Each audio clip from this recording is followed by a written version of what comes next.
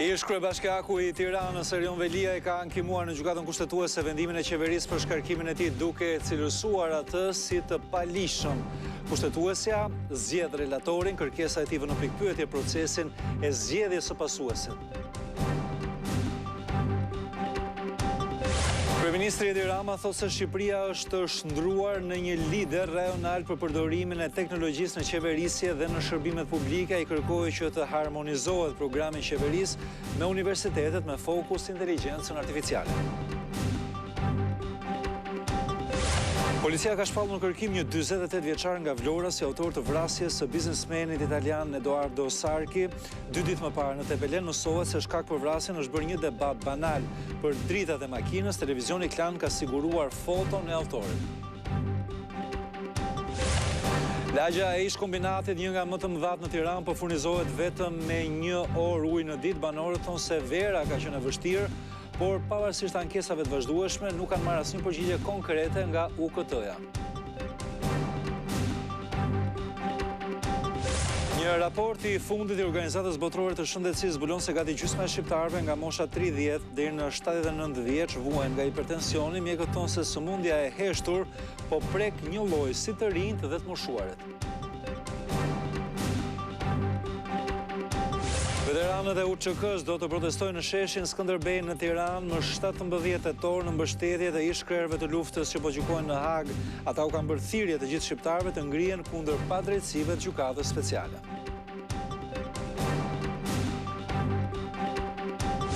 Donald Trump ka pritur në shtëpinë e bardhë presidentin izraelit Benjamin Netanyahu. Mes tyre pritet të diskutojë plani me 21 pika për I dhënë fund luftës në rripin e Gazës. Presidenti amerikan u shpreh se është besim plot për arritjen e paqes.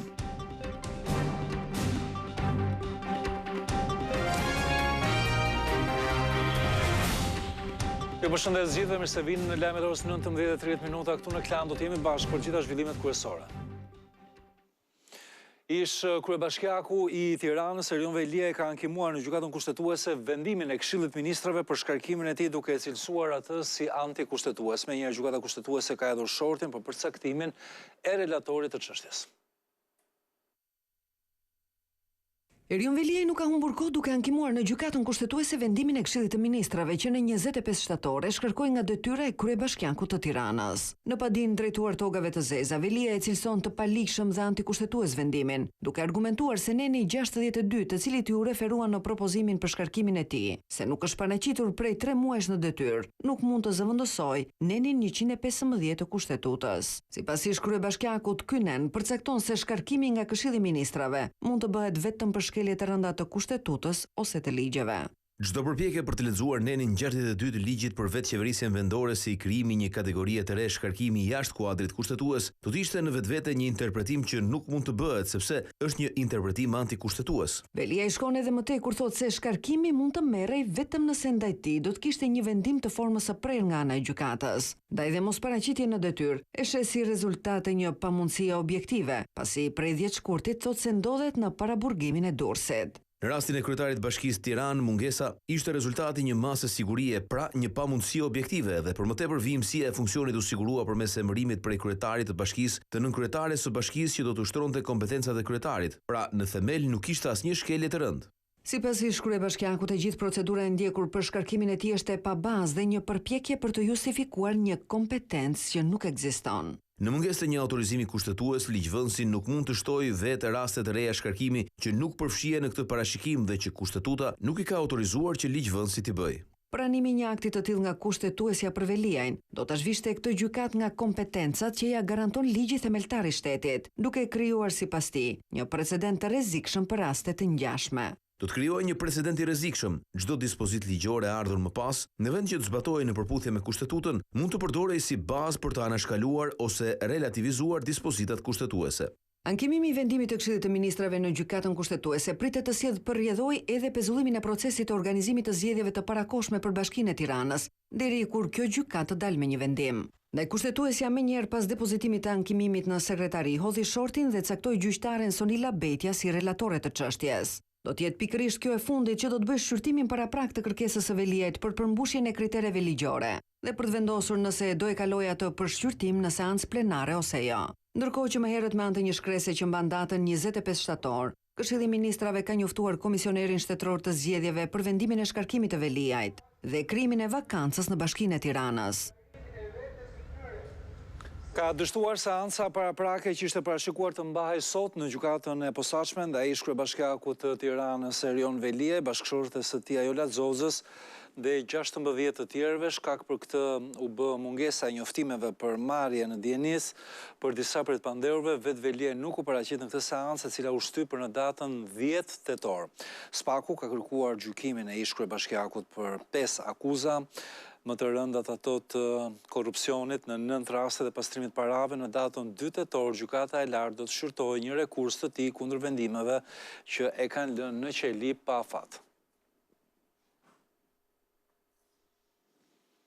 Ndërkohë, kreu i opozitës Sali Berisha thotë se ankimimi i Erion Veliajt në kushtetuese tregon se ky i fundit nuk ka pranuar që të bëjë marrëveshje me Edi Ramën. Pa dinë e Erion Veliajt në gjykatën kushtetuese, Sali Berisha e lexon si prishje të pazareve mes kryeministrit Edi Rama dhe ish kryebashkiakut. Edi Rama pasi i futi gjushin në qeli, pasi bëri çdo lloj përpjekje për të bërë pazar me Erion Velin, që të pranoj shkarkimin dhe të mos i drejtohet gjykatës kushtetuese, duket se dështoi në këtë përpjekje. Duket se Erion Veliaj nuk pranoi. Pavarësisht se ky ankimim mund të stopojë procesin e zgjedhjeve të pjesshme në kryeqytet deri në një vendim të kushtetueses, Berisha shprehet i bindur se presidenti do ta dekretojë datën e zgjedhjeve. Kukulla e Edi Ramës në presidencë do firmos mos pas lënë vaj autopenin aty për datën e zgjedhjeve. Përballë Gerta Manasterliut thotë se opozita ka disa kandidat për të cilët kanë nisur edhe negociatat me aleatët në kërkim të një figure konsensuale. Ka jo një, por ka disa kandidatë të pakrahasueshëm me korbën e korrupsionit. Edhe në këtë dalje para gazetarëve ju rikthye akuzave në adresë të kryeministrit për çështjen Aruba, për të cilën demokratët kanë kërkuar edhe një interpelancë urgjente me Edi Ramën. Nga ky takim thuhet se u kthye me një orë 400.000 euro, mes diamante dhe safire të çmimeve më të larta. Duke ju referuar raportit të Departamentit Amerikan të Shtetit për klimën e investimeve, Berisha tha se Shqipëria është ndruar nga kryeministri Rama në parajsën e larjes së parave të klaneve dhe karteleve më të rrezikshme në Europë. Ndërkohë, gjykata e posaçme ka vijuar dhe këtë të thënë me dëgjimin e kërkesave paraprake të avokatëve të tetuarve në dosjen Partizani, ku të pandehur janë marrë ish kryeministri Sali Berisha, dhëndrit i tij Marbro Maltezi dhe 3 të tjerë, ashtu si mbrojtja e ish kryeministrit. Edhe të hetuarit e tjerë në këtë proces kërkuan pavlefshmëri të provave. Në mënyrë që Spaku të mbajë një qendrim mbi këto kërkesa, gjykata shtyu procesin për në datën 13 tetor. Pas kësaj faze do të nisë dëgjimi i dëshmive dhe debatet mbi provat që prokuroria ka sjellë në proces.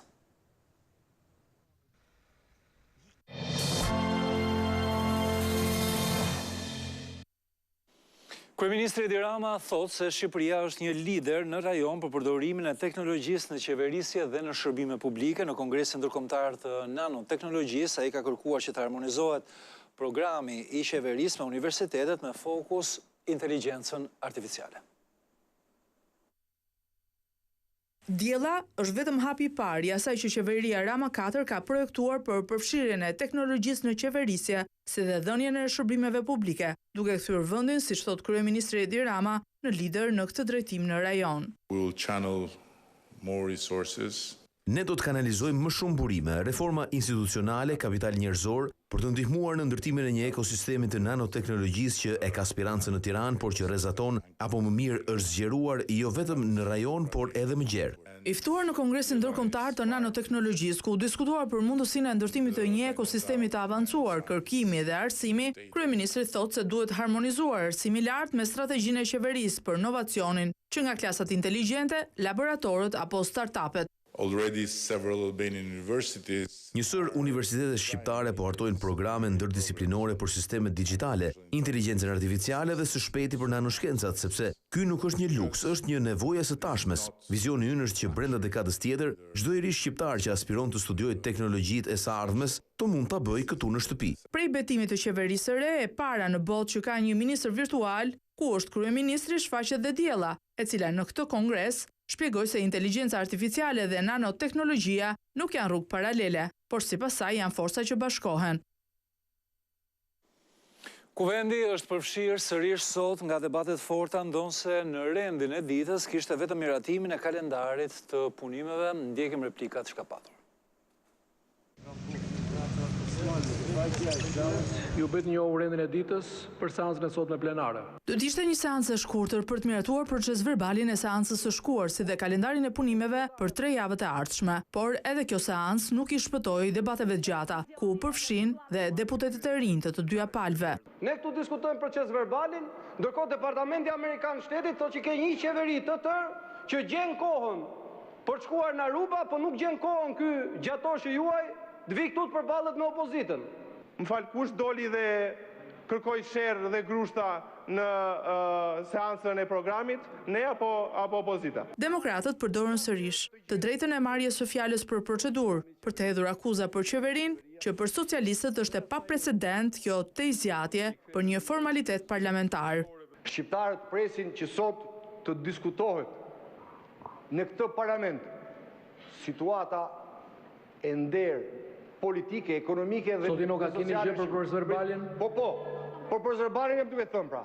Unë mendoj, zoti kryetar, duhet japim fund këtij standardi të çuditshëm që nuk ka ndodhur, nuk mbahet mend. Në debatet forta u përfshi dhe sekretari i përgjithshëm i Demokratëve Flamur Noka dhe zëvendës kryeministrja Belinda Balluku. Kjo e fundit nuk nguroi të përballet me këdo nga radhët e të djathtas që i ndërpriste fjalën. Ka dalë zbardhur nga shërbimet sekrete të partnerëve dhe jo nga Partia Demokratike. Aruba, takimi i Arubës është lemeritës.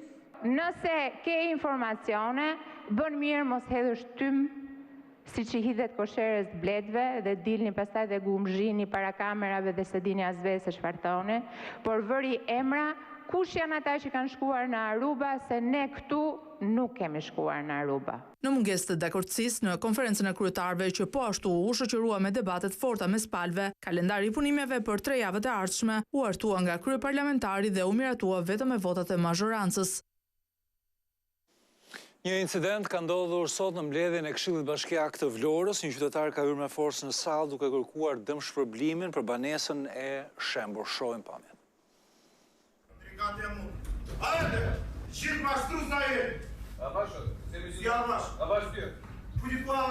Tensione dhe incidente në mbledhjen e Këshillit Bashkiak në Vlorë.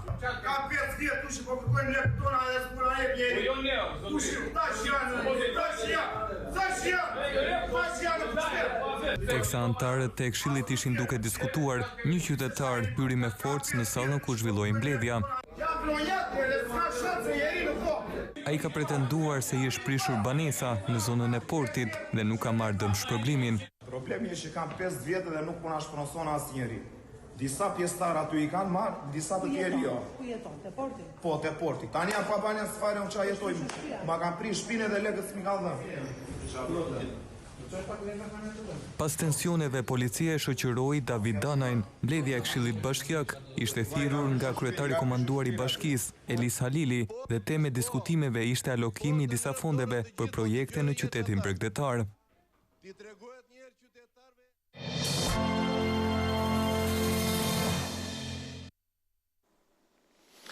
Policia ka shpallur në kërkim një 48 vjeçar nga Vlora si autor të vrasjes së biznesmenit italian Edoardo Sarki 2 ditë më parë në Tepelen. Shkak për vrasjen është bërë një debat banal për drita dhe makinës.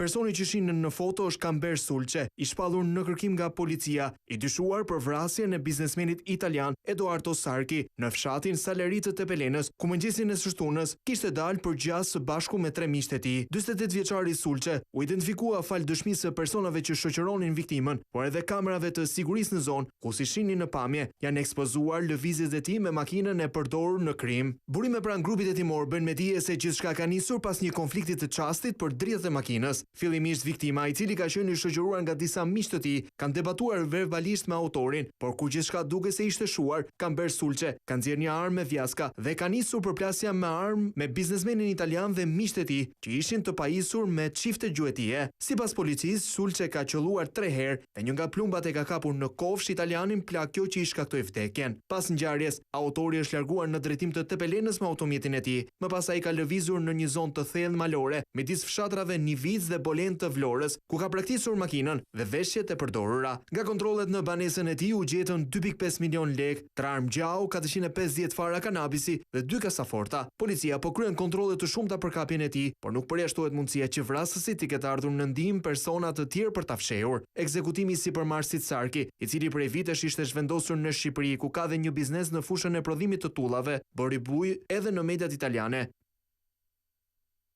Ndërkohë, policia e Tiranës ka njoftuar sot se ka sekuestruar 13 pasuri të paluajtshme dhe 3 llogari bankare me një vlerë 3 milion euro të një notereje. Sipas policisë dyshohet se pasuritë e 35 vjeçares kanë burime të palishme. 18 pasuri me vlerë 3 milion euro në pronësi të noteres 35 vjeçare Sanja Telallari janë vënë në sekuestru nga seksioni pastrimit të parave në Policinë e Tiranës. Gatimet e kryera këto asete janë blerë gjatë periudhës kohore 2013-2024 përmes transaksioneve në llogari bankare, ndonse të ardhurat e fituara prej punës si notere nuk justifikonin vlerën e investimeve të saj. Nisur nga kjo, policia dhe prokuroria kërkuan miratimin e gjykatës së Tiranës, e cila dha dritën jeshile për sekuestrimin e 13 pasurive të paluajtshme dhe 5 llogarive bankare në emër të Telhallarit. Gjithashtu, hetimi i kryer ka zbuluar se një pjesë e fondeve të investuara në pasuri të paluajtshme kanë ardhur nga bashkëshorti i saj, i shpallur në kërkim ndërkombëtar nga autoritetet italiane për shfrytëzim prostitucioni. Krahas sekuestrës, policia dhe prokuroria po vijojnë hetimet për të mësuar nëse noterja ka pasuri të tjera në pronësi të saj apo në pronësi të personave të tjerë.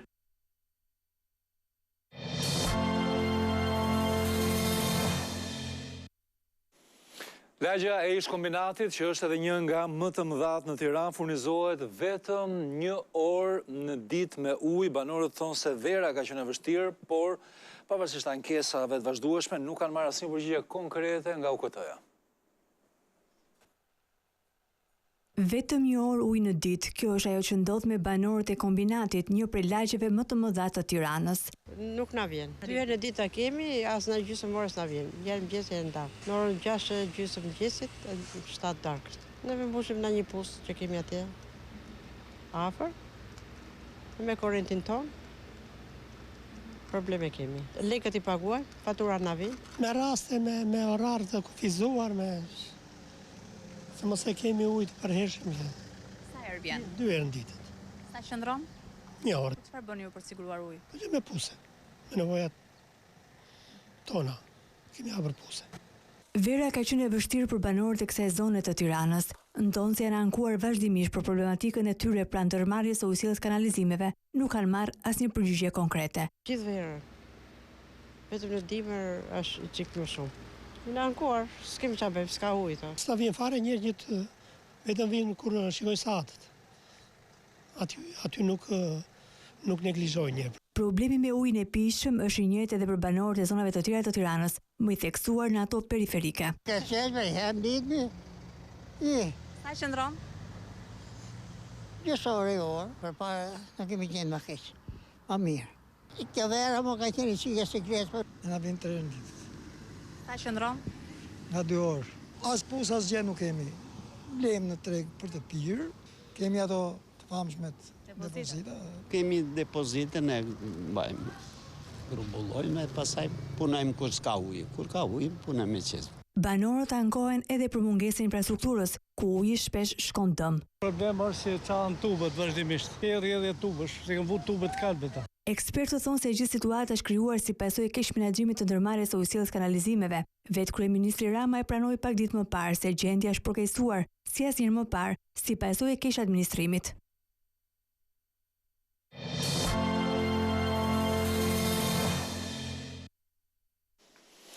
Kreditdhënia për individët dhe bizneset ka shënuar një rritje edhe në gusht, duke kapur vlerën e 40.7 miliard lekëve. Në rritje janë dhe depozitat si dhe paraja jashtë sistemit bankar. Kredia e re për ekonominë ka vijuar të rritet edhe gjatë muajit gusht. Sipas dhënave të Bankës së Shqipërisë, në janar kredia arriti në 31.9 miliard lekë për të ulur në shkurt me 28.7 miliard, por më pas ka shënuar rritje deri në 40.7 miliard lekë në muajin gusht. Kreditdhënia për individet në gusht të këtij viti ishte 32.2 miliard lekë nga 26.5 që ishte një vit më parë. Bizneset kanë marrë gjithashtu më shumë kredi, duke shënuar 39.1 miliard lekë, nga 33.9 miliard që ishte në gusht të vitit 2024, edhe depozitat në banka vjojnë të rriten duke kapur një total prej 1.43 trilion lekësh në muajin gusht, ose 2% më shumë krahasuar me korrikun. Totali i depozitave në lekë është 671.7 miliard lekë, ndërsa në valutë arrin në 765.8 miliard lekë, por pavarësisht kësaj rritjeje shuma e parave jashtë bankave është gjithashtu e lartë, duke arritur në 463.7 miliard lekë në muajin gusht 2025, me një rritje prej 14.8% krahasuar me një vit më parë. Ekspertët e ekonomisë shprehin shqetësim për mungesën e transparencës dhe frikën e qytetarëve për të mbajtur kursimet brenda sistemit bankar, pavarësisht rritjes së kredive dhe depozitave. Kjo tregon një dinamizëm të fortë të kërkesës për kredi, por edhe sfida për të tërhequr të gjitha kursimet në sistemin bankar.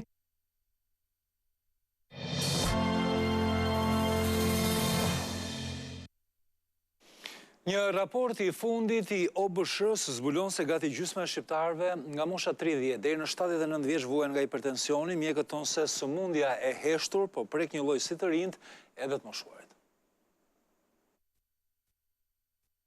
Afro 50% e shqiptarëve të grupmoshës 30 deri në 79 vjeç vuajnë nga hipertensioni. Alarmi është dhënë nga Organizata Botërore e Shëndetësisë, sipas së cilës vendi ynë ndodhet mbi mesataren globale për sa i përket numrit të personave të prekur me hipertension. Janë afro 800.000 persona të prekur me hipertension. 53% e vdekjeve botërore pa dyshim që janë kardiovaskulare. Pjesë e mirë pacientëve mund të themi që janë të panjohur për hipertension. Hipertensioni është sëmundje e heshtur, e cila në 50% të rasteve vjen pa ankesa, pra pa dhimbje koke, pa marrje mënsh, pa zhurmë në vesh, pa humbje ekuilibri, ndërsa 5% e pacientëve të tjerë janë një ose disa nga këto shenja, çka i bën dhe t'i orientojnë kardiologët. Akoma më shqetësues është fakti se vetëm 11% e të prekurve me hipertension në Shqipëri e mbajnë nën kontroll atë. Pra i mund të jetë me tension shumë të lartë, ndërkohë s'ka asnjë shenjë klinike dhe kjo nuk e bën të prirur të marrë mjekim. I cilësuar si vrasësi heshtur, hipertensioni, diabeti dhe mungesa e aktivitetit fizik po rrisin edhe numrin e të prekurve me sëmundjet kardiovaskulare. Shumë pacientë vetëm me stil jetese kanë menaxhuar hipertension ose kanë ndryshuar statin e hipertensionit. Pacientë cilët më kanë ardhur me stat 3 pas një stili jetese shumë të shëndetshëm, kanë arritur ta zbresin në stat 2 apo në stat parë. Në vizitat që mund të bësh ambulator, ti shikon që ke po aq të rinj sa edhe të moshuar. Nga të prekurit me hipertension, 63% janë gra dhe 37% janë meshkuj.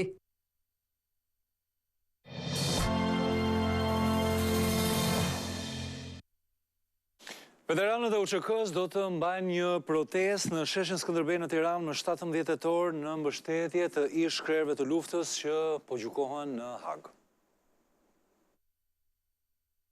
Pas protestave të zhvilluara në Prishtinë dhe më pas në Hag, veteranët e ushtrisë çlirimtare të Kosovës do të mbajnë pasditën e 17 tetorit një tubim në sheshin Skënderbej në Tiranë. Ata thonë se synimi është sensibilizimi kundër padrejtësive që po u bëhen nga gjykata speciale ish krerëve të UÇK-s. Arsyet janë të qarta dhe tashme të njohura për opinionin publik. Padrejtësia që po ushtrohet në gjykatën speciale kundër ish krerëve të ushtrisë çlirimtare të Kosovës. Mesazhi ynë është i thjeshtë dhe i qartë. Drejtësi për çlirimtarët kundër padrejtësisë që po bëhet atyre. Guxati ftoi në këtë protestë të gjithë shqiptarët pas një dallim. Do t'ju bëj thirrje gjitha partitë politike pa dallim ideologjie, do t'ju bëj thirrje gjithë shqiptarëve anë kënd vend ku janë edhe jashtë vendit. Pa dallim feje. Ne jemi shqiptarë dhe ne na bashkon një gjuhë, një flamur, ai flamur është flamuri i Gjergj Kastriutit Skënderbej. Kreu i veteranëve të UÇK-s tha se është i kënaqur me mbështetjen që ka marrë nga qeveria e Tiranës. Tirana është duke bërë shumë për pjesëtarët e ushtrisë së Kosovës, sidomos kryeministri Edi Rama. Ne e dimë se qeveria e Shqipërisë ka kërkuar një rezolut për bashkë Kosovë Shqipëri që ta ketë një rezolut që ta dërgojmë në Këshillin e Evropës. Prej 15 shtatorit në gjykatën speciale të Hagës janë duke u paraqitur dëshmitarët e thirrur nga mbrojtja, procesi i cili është parashikuar të zgjasë të paktën deri në 14 nëntor.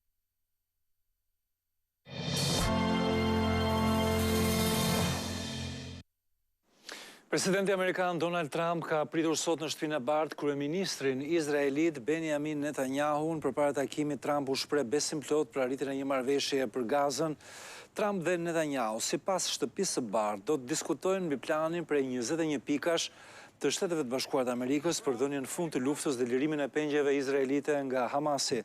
Pas takimit me Netanyahun, Trump do të ketë edhe një bisedë telefonike me liderët e Katarit që janë ndërmjetësuesit në emër të Hamasit. Kjo është vizita e 4 e Netanyahut në Shtëpinë e Bardhë brenda mandatit të dytë të Trumpit. Ky është edhe lajmi i fundit për këtë edicion, qëndroni më tej me Klan.